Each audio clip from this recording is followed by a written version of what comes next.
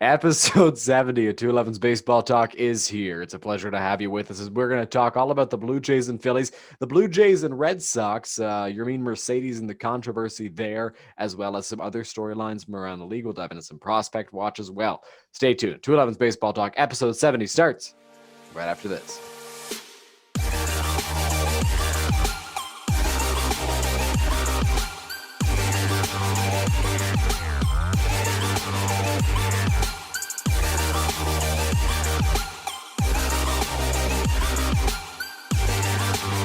That was Valence by Infinite walking you into episode 70 of 211's Baseball Talk. My name is Dylan Baker. Joined beside me, as always, is my dad, Chris. And again, not beside me literally and physically, because he will make sure to correct me on that. But from a third different location in 3 weeks, if I'm not mistaken, you are joining us on the podcast.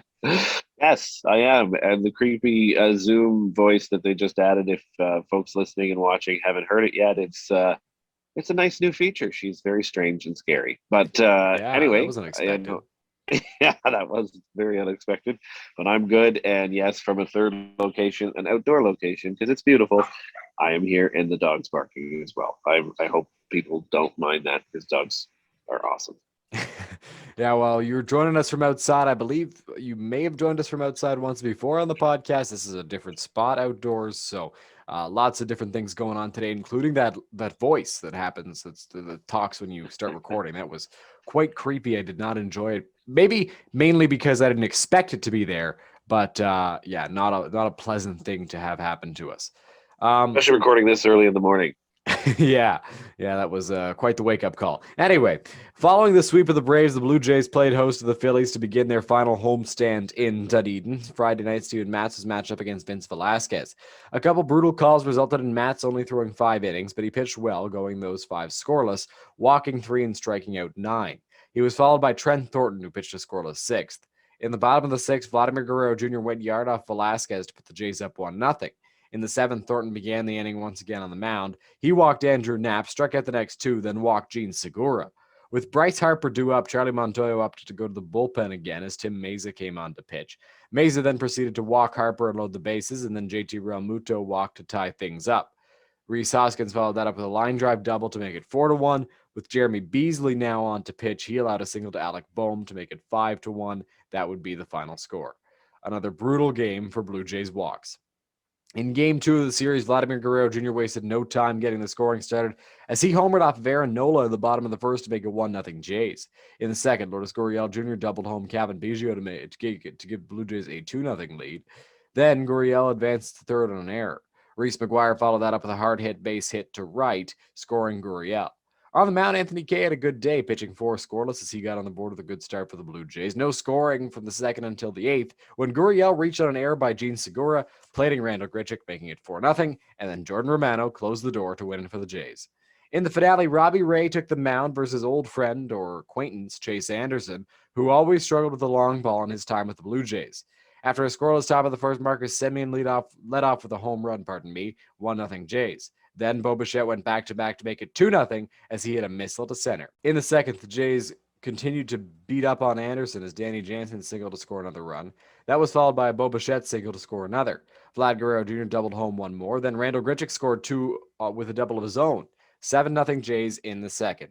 In the third, the Jays scored another run with Marcus Semien's third hit, 8-0 after 3. In the fifth, Nick Maton homered to get the Phils on the board. Him and McCutcheon went back-to-back to make it 8-2. Then Alec Boehm singled home a run to make it 8-3. Maton homered again in the sixth, and all of a sudden it was a 4-run game. In the seventh, Marcus Semien got another run home on a force out. In the eighth, Tim Meza ran into some trouble again. Another run scored for the Phillies on a Nick Maton single. In the bottom of that inning, Vladimir Guerrero Jr. hit the longest home run of his career, a moonshot into the schoolyard to extend the Jays' lead to 4. In the ninth, Jordan Romano left the game after suffering an apparent injury, and Jeremy Beasley came in and allowed an inherited runner to score. Final score was 10-8 Blue Jays. They take 2 out of 3 from the Phillies, and overall, I think we can consider it a good series despite the loss on Friday and the comeback efforts made by the Phillies on Sunday. Yeah, it was a great series. I thought it was a great series. Anytime you can win a series, you're in good shape. And I thought the offense was good. I thought there was good pitching in that series. So yeah, no, I mean that was a great series. I don't know what else you would really say about it. I think the Jays performed well on all fronts overall.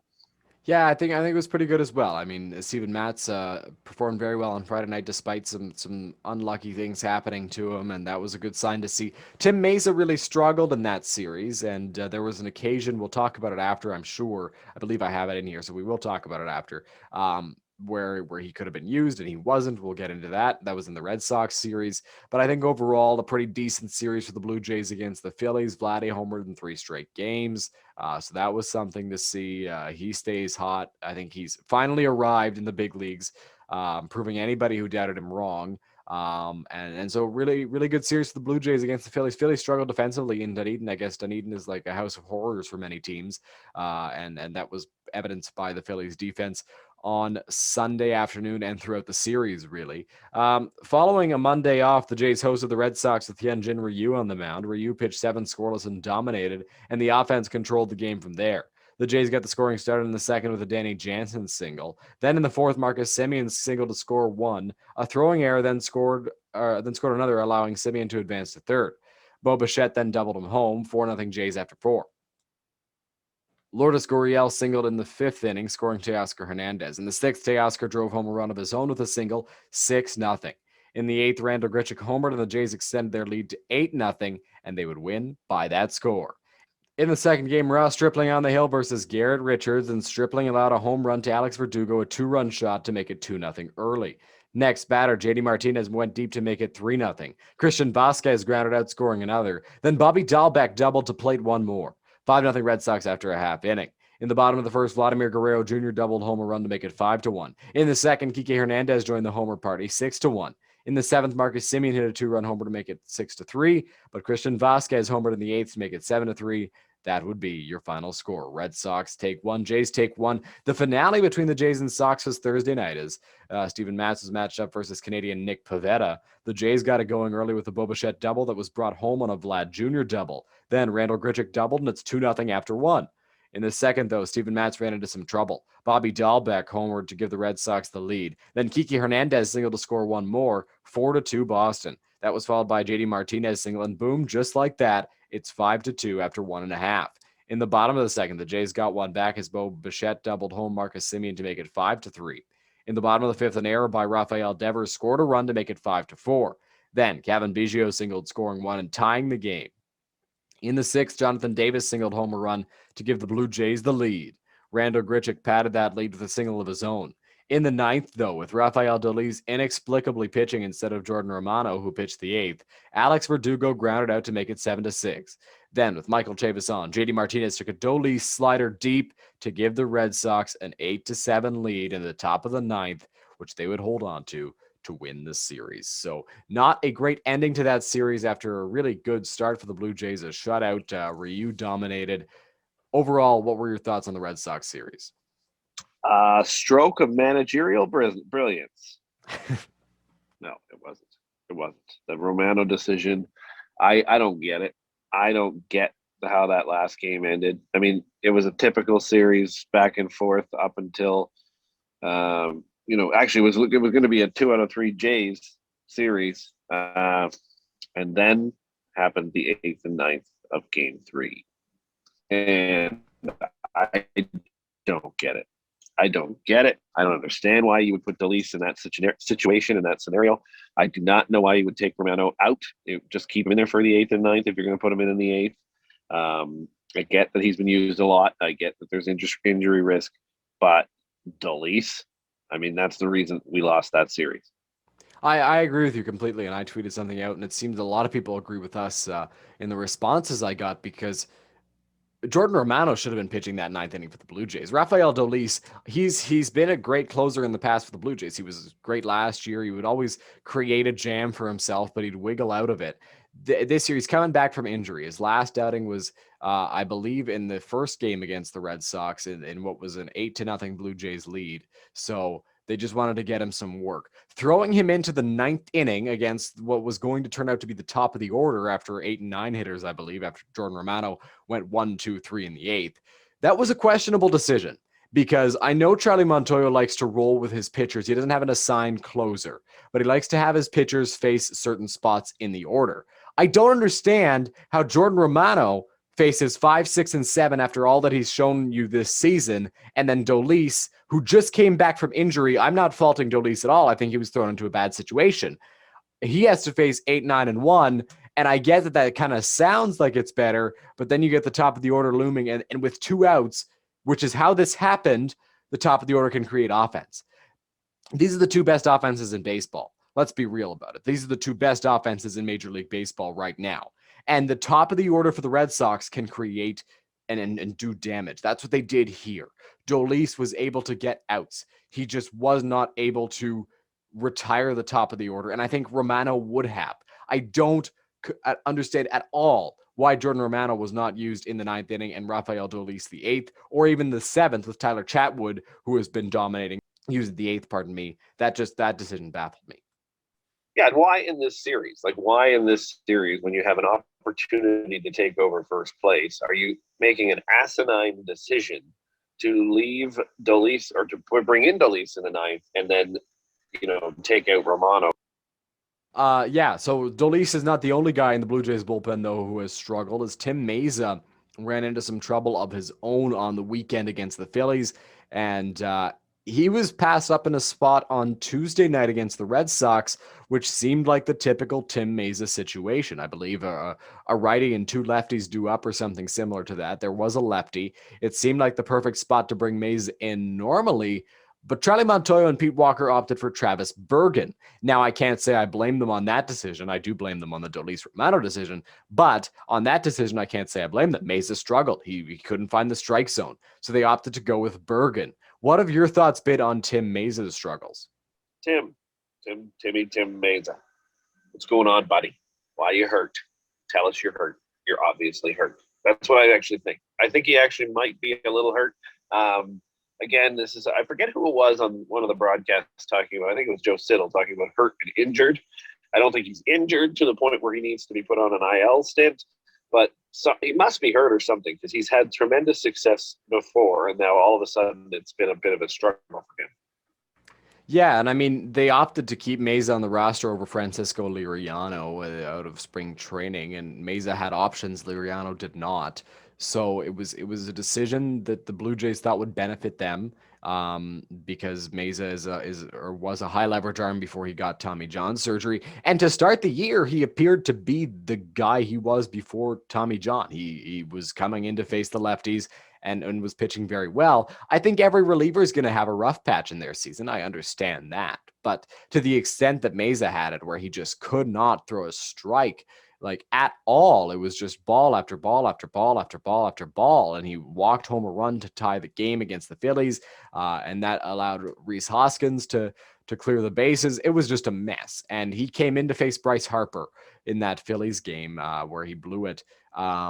With 2 guys on, you came in to face Harper. It's a lefty-lefty matchup, and it's Bryce Harper. I get that. You would want him to record an out. Doesn't have to be a strikeout, maybe a ground out.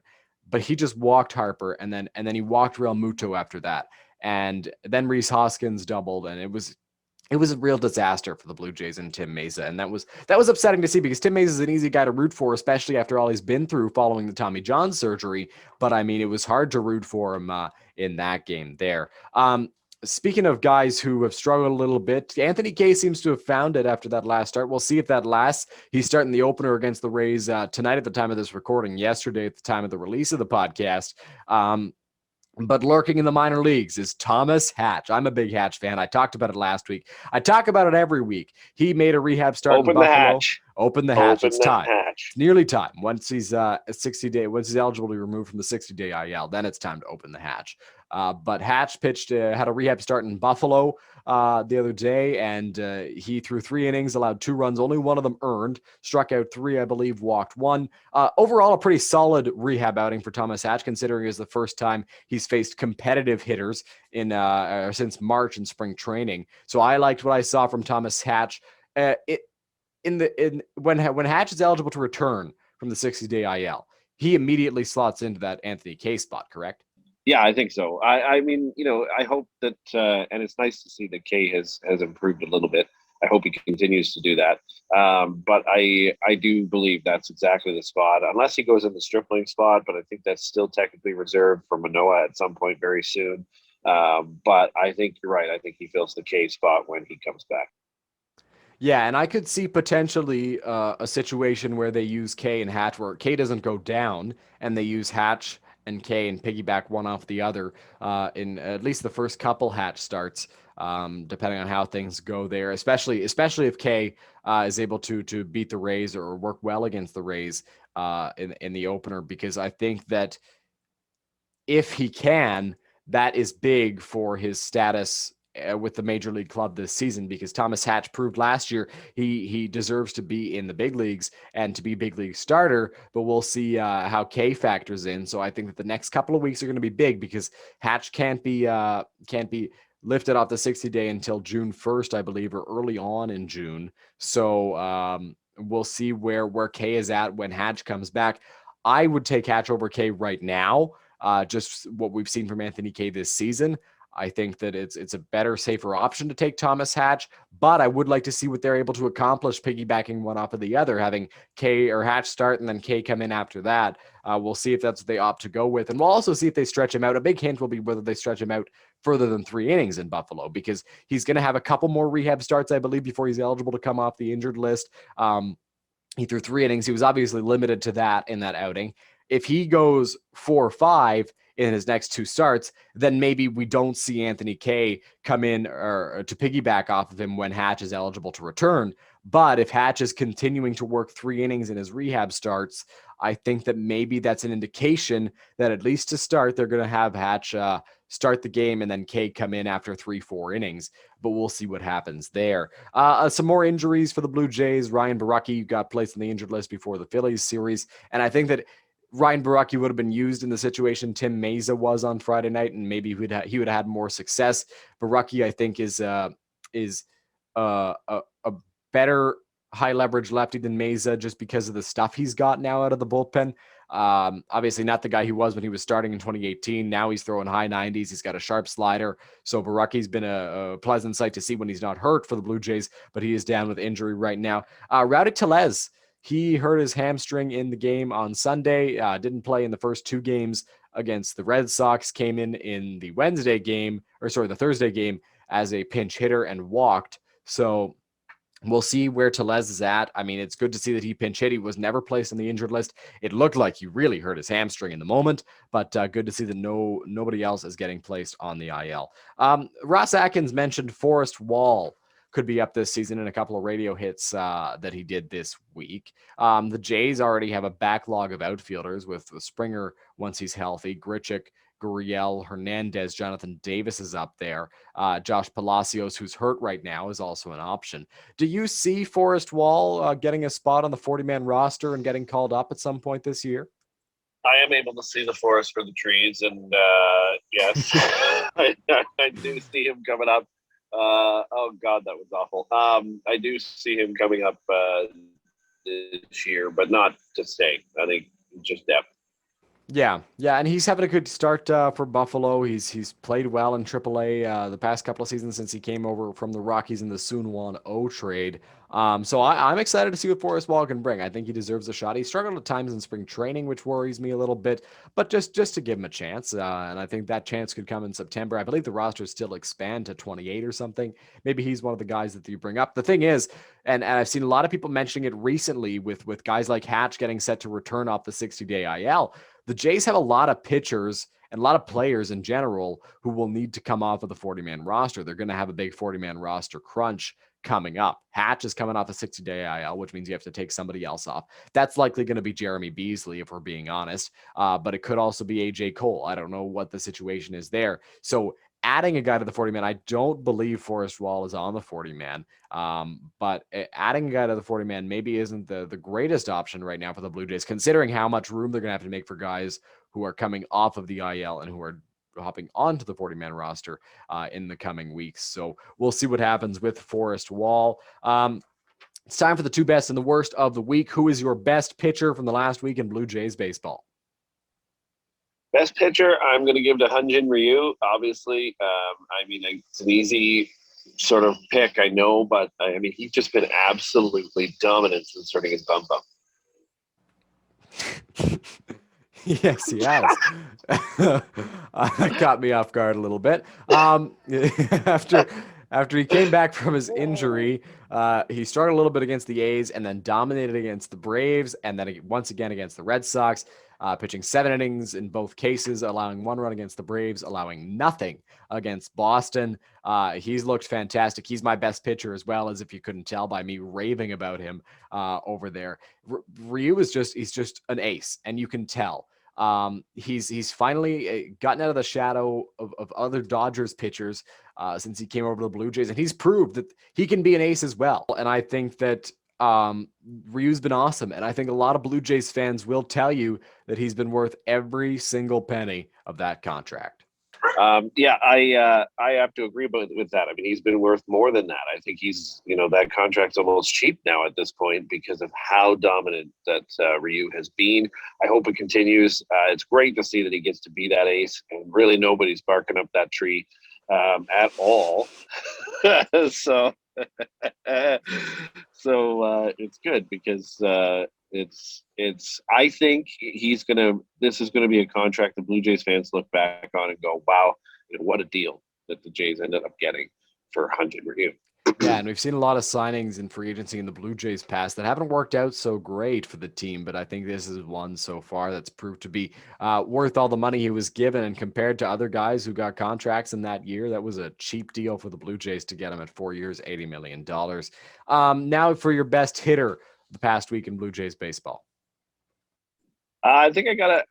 I mean, it's so hard because I know Vladdy's probably the obvious choice. I mean, obviously hitting balls into the schoolyard is one reason, but but I mean, how do you not go with Vladdy in this scenario? I mean, but maybe I'd go with the combination of Vladdy and Teoscar Hernandez that's worked out so well for the last I would say 2 weeks, right, Dylan?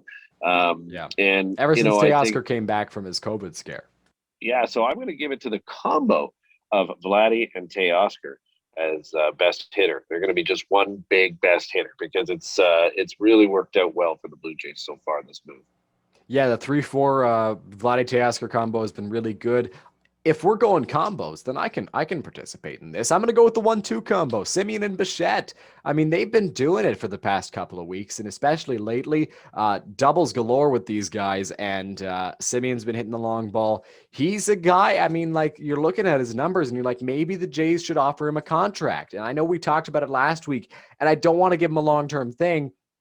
Maybe you give him an offer because of the way he's played right now. And Bo Bichette has also been awesome. So I'm giving it to the combo of Semien and Bichette if you're giving it to the combo Guerrero and Hernandez. And just like that, the top 4 best hitters in the Blue Jays lineup, just the way it should be. Now, the worst player from the past week in Jays baseball can be a pitcher or a hitter. Well, I'm going off the field, though, Dylan, and I'm giving it to Chuckles. Oh, my gosh. One bad move. I got to give it. But it's a move against a first-place team where you have the ability to take over first place before that team leaves your home stadium, and you don't do it. Instead, you make a terrible decision, one of the worst he's made. They wouldn't have been in first place because of the loss. After the loss on Wednesday with Stripling on the mound, they wouldn't have been in first place after the Red Sox left. I get what you're saying, but it would have been a half game instead of 2.5. Yeah, but still, I mean, the reality is it's still a half game, and the Jays could have used that.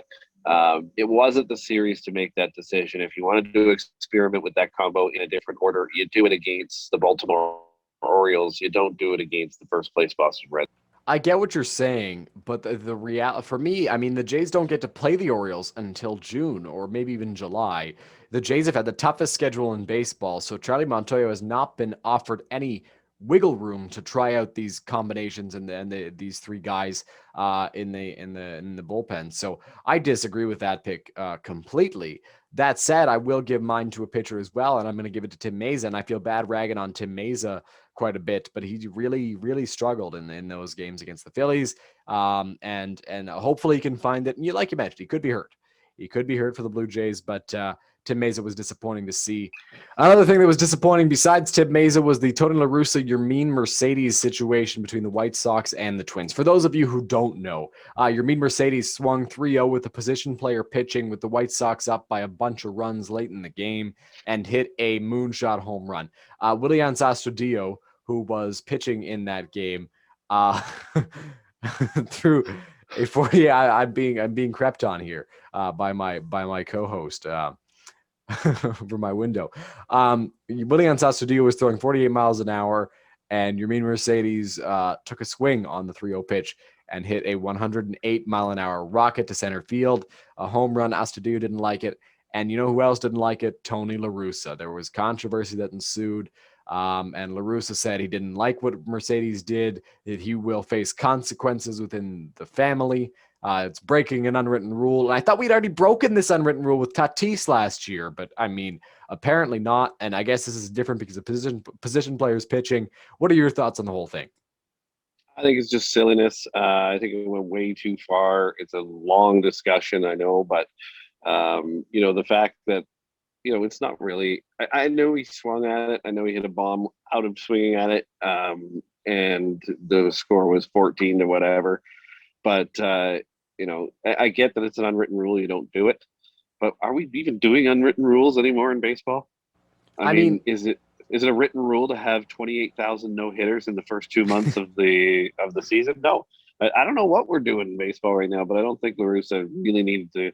I know you've said to me in many cases that you think he's maybe even lost the clubhouse already. I agree with that. Yeah. I don't think LaRussa should even be a manager in Major League Baseball any longer. Yeah, and I'll let you get deeper into that in a second here. And after that game, LaRussa practically gave permission to the Twins without explicitly saying you can hit my player. He gave them permission to hit his player. And so Mercedes got thrown at by Tyler Duffy, who, poor guy, clearly did not want to do it for the Twins, but had to be the guy who did and threw at Mercedes. He got ejected. He's been suspended 3 games. Rocco Baldelli suspended 1 game. I think you should suspend Tony LaRussa too. I mean, he gave the Twins every reason to throw at Mercedes. I mean, he was the guy who allowed them to hit his player. And I think that's ridiculous. I mean, not sticking up for your player is one thing. And we saw Jace Tingler do it and then walk back on it last year when Tatis swung 3-0. I understand that Tony LaRussa is about as old timer as it gets for big league managers right now. But I mean, come on. We saw Joe Girardi on Sunday after Gene Segura blew the game for the Phillies, you could say, after costly errors in the second inning. He did not want to talk about that publicly. He did not want to go after his player in public. Tony LaRussa went after Mercedes in public, then Lance Lynn, and the whole White Sox team was saying that they didn't care about it and that they thought it was awesome that he swung 3-0 and then he hit a absolute moonshot. That was great. Yermin Mercedes is a popular guy in the clubhouse. He's come up after grinding it out in the minor leagues for 3 different organizations. He's come to the White Sox, has finally found success, swings 3-0, which he is paid to do. He's paid to hit home runs, and Tony LaRussa gets mad at him for it. And Tony LaRussa allows the Twins to hit his player. Lance Lynn sticks up for Yermin Mercedes. You know what Tony LaRussa says? Well, I disagree. Lance has a locker, and I have an office. I don't think that was the right thing to do. You know what? He's known Lance Lynn for such a long time. Lance Lynn is a guy who commands respect in the clubhouse. If you're not respecting your veterans in that clubhouse, you're going to lose the clubhouse. And despite the White Sox awesome record so far this season, I think that Tony LaRussa should be gone. What are your thoughts on the whole situation with him not backing up his players?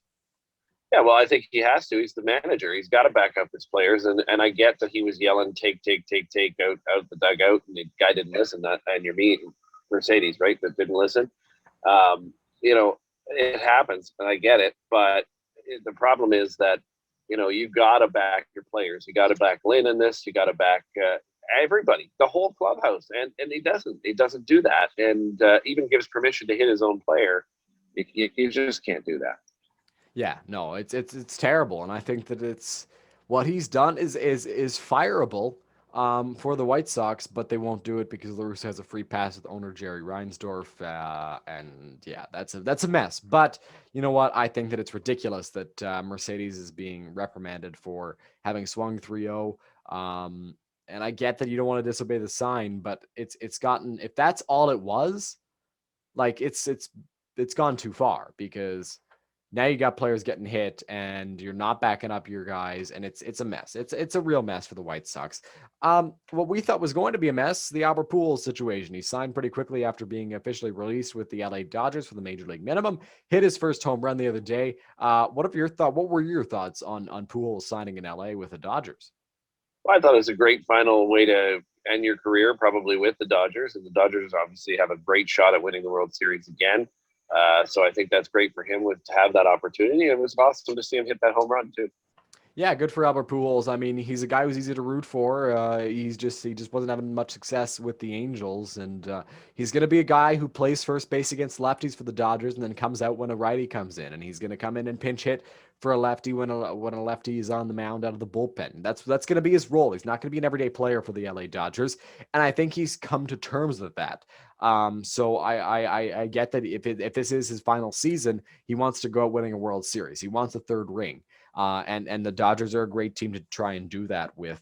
Guys, they're going to be looking to get some rings with the Blue Jays are some of these prospects, and Prospect Watch brings us down to AAA, where Forrest Wall is hitting 302 with 5 RBI and 4 stolen bases at the time that we got these stats. So Forrest Wall having a great season so far. Alek Manoah with another phenomenal outing, 6 innings, allowed a run. Oh my gosh, he's a bust. Struck out 10 in those 6 innings, just dominated the whatever the Worcester team is. I don't know their team name. And then Gabriel Moreno in Double-A, 444 average, a home run, 10 RBI, a 1.135 OPS. He's been dominating, and that's been good to see for the Blue Jays, as he's one of their top catching prospects. This concludes episode 70 of 211's Baseball Talk. We thank you very much for joining us on the show, and we hope to see you next week when we've got another great episode for you.